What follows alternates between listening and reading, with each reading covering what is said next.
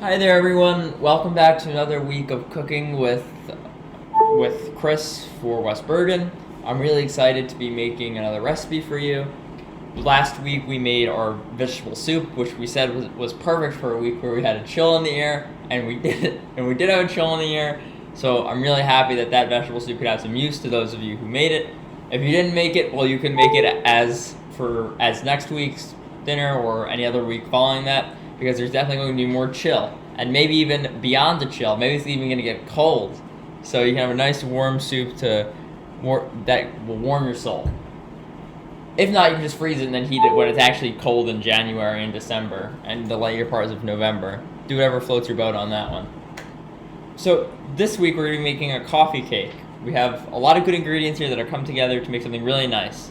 This is sort of a 2-for-1. We've made a lot of lunches and dinners before, but we haven't really made a lot of breakfasts and desserts before. So this coffee cake can function as both a dessert and can function as a nice little treat for breakfast too.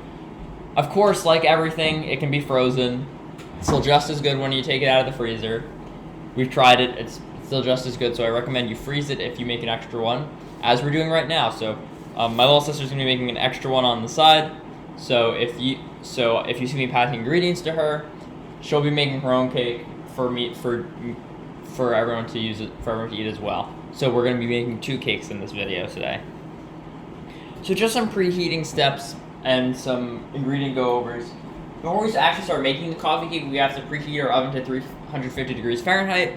Start that before you put your cake in, because when you put your cake in later on, you're going to need that to be preheated at 350. So let's go through some of the ingredients that we have so far. We have our brown sugar. This is our dark brown sugar. We have our all-purpose flour. We have our regular white sugar. We have... Sorry, that was just the charger to the computer that fell. I'll just lift up the wire.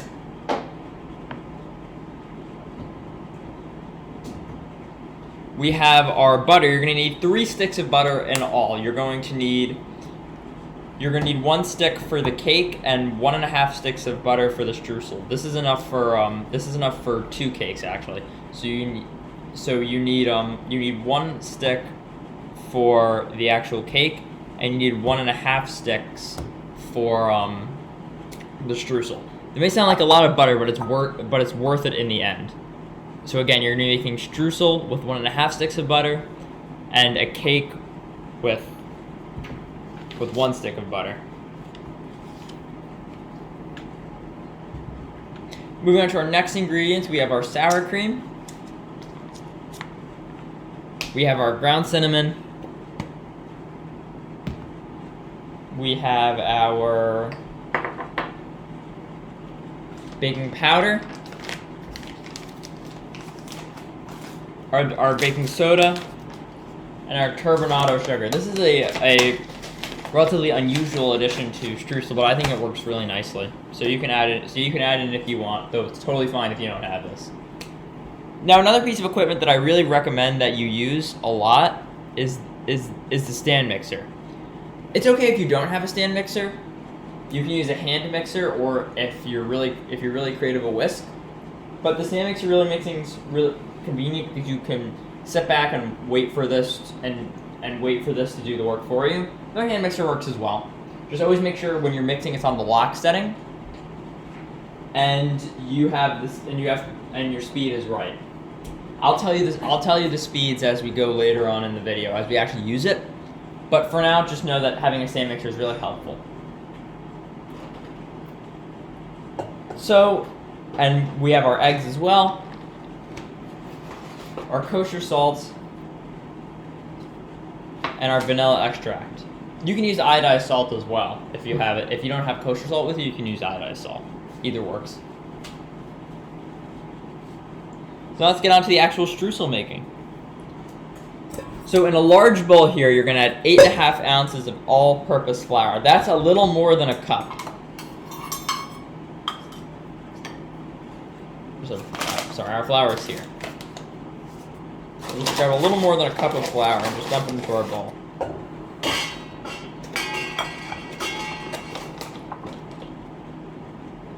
sometimes measurements can be a little tricky. A good tip would be to pour it, and then any excess that comes out into the bowl is a little more than a cup. So see how I have this is a little more than a cup here. We'll stick it in there.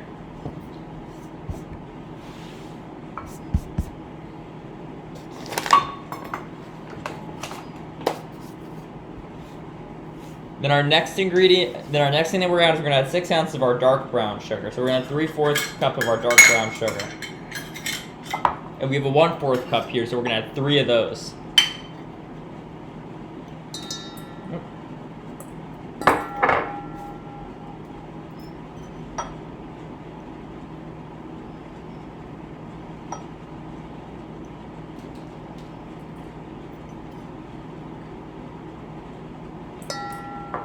That's 3 cups, or 3/4 cup. Or that's 3/4 cup, or that's a 3/4 cup. 6 ounces.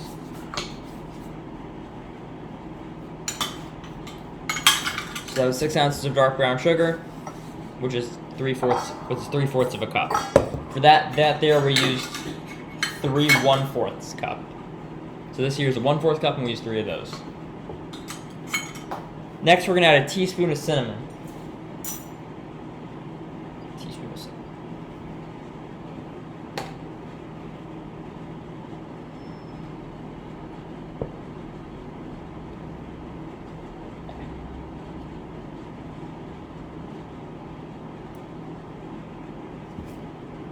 If an exact amount doesn't make it into your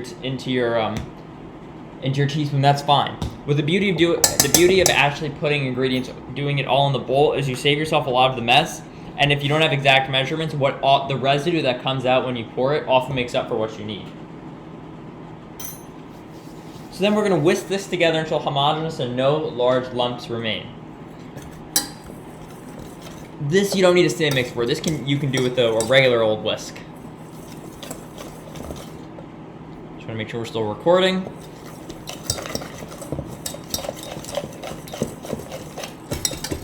Something that I like to do is to pound the dark brown sugar into the lumps of dark brown sugar into the mixture. That speeds up the process a little bit and makes it so it comes together more nicely.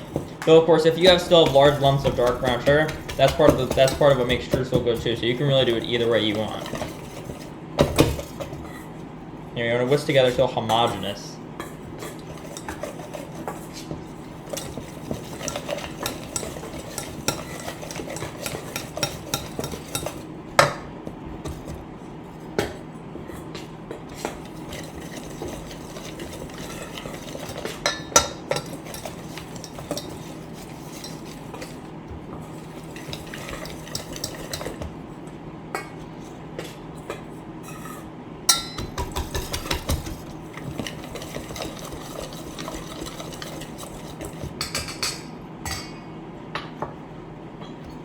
I hope everyone had a good week last week.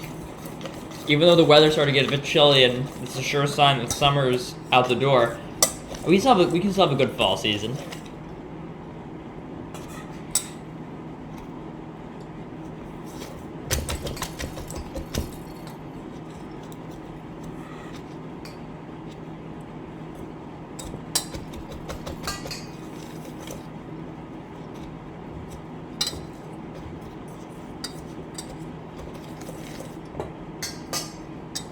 So make sure there aren't any large lumps in this.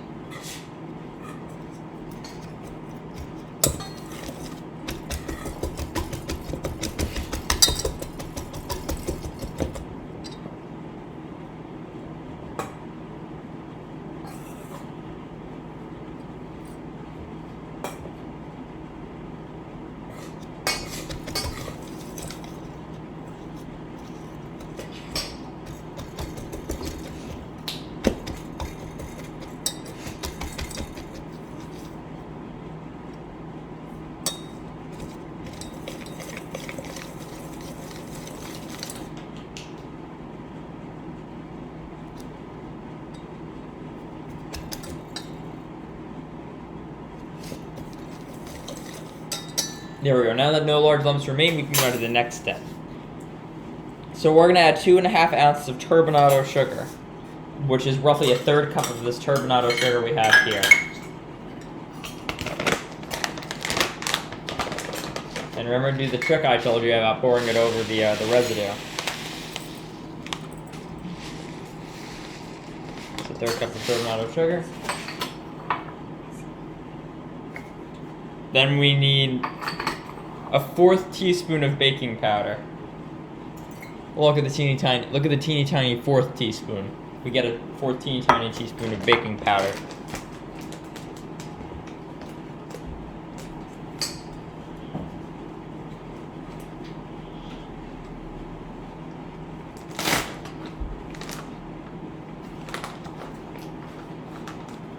This is baking powder. Just want to make sure because it's really easy to confuse baking powder and baking soda. So 1/4 teaspoon of baking powder. This you want to get pretty exact. So I'm not doing it over the bag. That's good. You're not going to like me for saying this, but we're going to have to whisk till it's homogeneous again. We're gonna have to whisk till homogeneous again.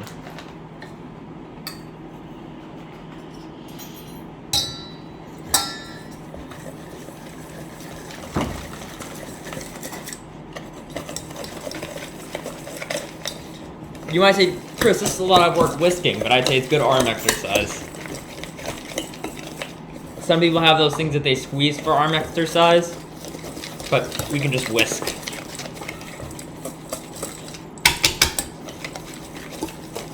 You can even do this with a spoon, but it's much easier if you get a whisk into it.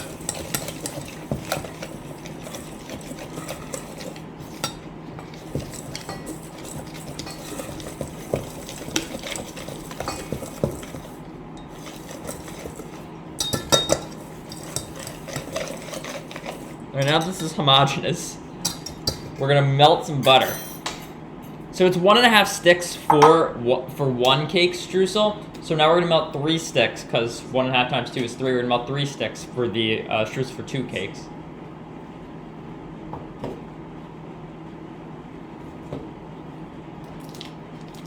So you just put it in the microwave for 1 minute and 30 seconds. You're good. We might even have to do a little longer. Just do it till you think it's melted.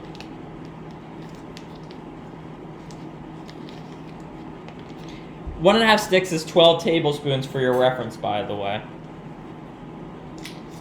12 tablespoons of melted, unsalted butter. And you can combine with some forks or your bare hands until you have a consistency that looks like streusel, which may not sound really specific right now, but I'll elaborate on it.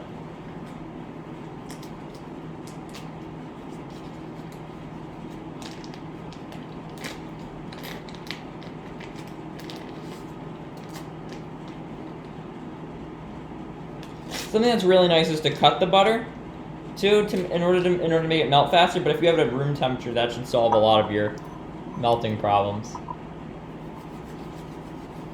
I could literally just cut into it with my spoon.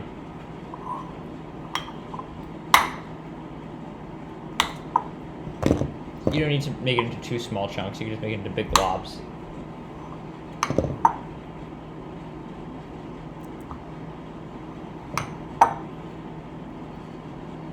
But if you find that you're making way too much of a mess in the bowl, then just melt it.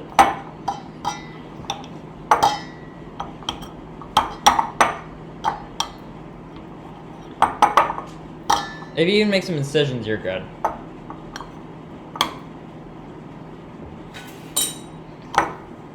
Then you can come and grab a paper towel, and then you can stick it in the microwave for 1 minute and 30 seconds. This will probably take longer, but we'll see how it goes, and I'll tell you how long it ultimately takes.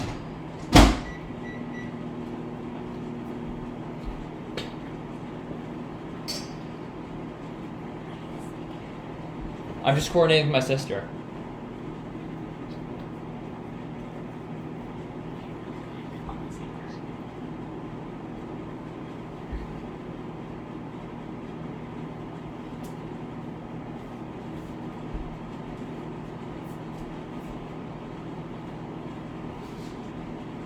So a minute left on the melted butter. I'm going to check to make sure we're still recording. We are still recording. This is wonderful.